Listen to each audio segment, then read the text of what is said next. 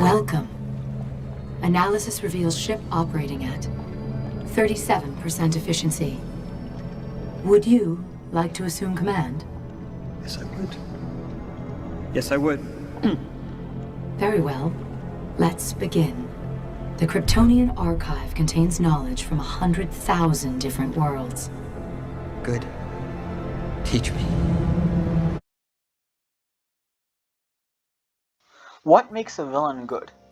Hey guys, Pigwars here, and today we're talking about villains. More specifically, what makes them good. So in a previous video, I talked about villain motivations. And while yes, all villains have motivations, not all of them are good. In another video, I talked about how to craft a great villain, and how to ruin them. But again, I didn't explain why they were good. So today, that's what I'm doing. What makes a villain good? Well, where do we start? How about with the good villains? One of the best villains in all of fiction is Darth Vader. When you look up the best villains of all time, he's on every list. But why is that? Because of his cool design, amazing weapons, or just all-around awesomeness? Well, yes and no. While those elements definitely help his case, it's the tragedy and pull he has that makes him iconic. Also, the fact that he is from Star Wars doesn't hurt. His tragic fall to the dark side and the iconic reveal of his connection to the protagonist Luke is what made him an icon. The fact that he connected with our hero on a deep level was made him great. Star Wars would continue to make memorable villains throughout its run, and even still to this day. Darth Maul, Asajj Ventress, Kylo Ren, and many, many more. So, is a good villain one who is related to the protagonist? Well again, yes and no. While some great villains are connected to our protagonist, others aren't. In The Wizard of Oz, the Wicked Witch of the West has no real connection to Dorothy, at least not in a normal sense. And she works great as a villain. So another thing that goes into great villains is, well, the villain part. How evil and insane they are. But the thing is, some villains are tragic figures. In the new film Cruella, we see the tragic fall of our lead character from innocent girl to dog killer. But to be fair, in the film she never kills the dogs. But other villains like Vulture, Sandman, Golem, Spinel, Fern, and many more. They are all just people who are hurt by the world, or in some cases, society. Really, Bruce? Honor? We live in a society where honor is a distant memory. Yes, that's right. We live in a society. The Joker is one of the most iconic villains of all time. From comics to films, he's been portrayed by many talented actors and has stayed a pop culture icon for decades. He is memorable and amazing. But why? Well, it's because he is a good villain.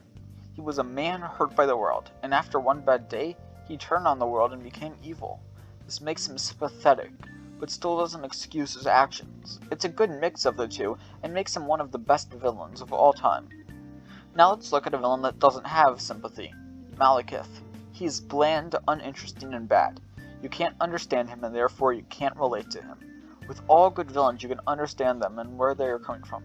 You can see why Thanos is the way he is. You know why Kylo Ren feels the way he does. Sure, we don't agree with them, but we can see why they do what they do. But sympathy isn't the only good part of a villain. Sure, you need to understand them, but there's more to a villain than just that. They also need motivation. A while ago I did a video on villain motivations. In it, I discussed what good motives are and why they are needed. Well, motivation is needed. All characters have motives, or else they can't work.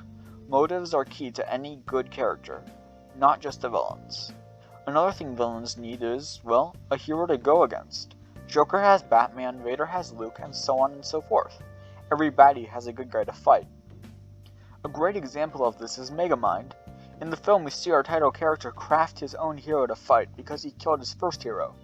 He is without purpose when there was no hero to fight. While this is a great exaggeration of most villains, it still shows a great example of the hero-villain relationship. Lastly, what is a villain without the evil part? Well, nothing. Every villain has something evil about them, whether it's killing, manipulating, or other stuff.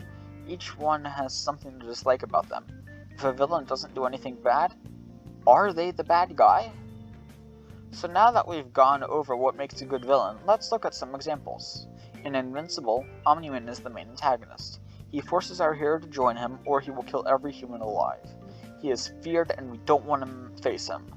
Another example would be Lex Luthor from Batman vs Superman: Dawn of Justice. While many people dislike the film for various reasons, I still see it as a great film with an incredible villain.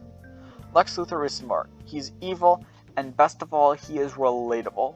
As a child, he was beaten by his father, and feels like nobody was there to save him. Now, as an adult, he fears that someone will have more power than him, and he can't deal with that.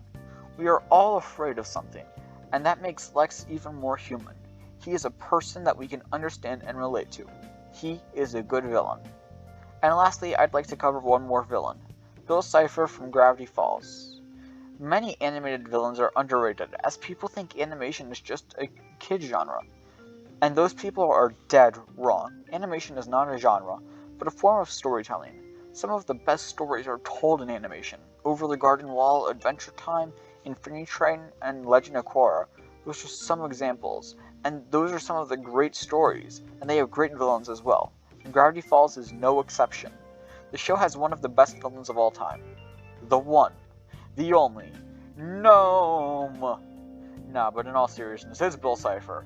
He is evil, chaotic, and one of the best villains I've ever seen. And sadly, this video can't do him justice. I plan to give him his own video later to discuss why he's great. So all in all, good villains are what drives the story. Thank you all so much for watching. I hope you have a nice day. Hope you like and subscribe, and bye!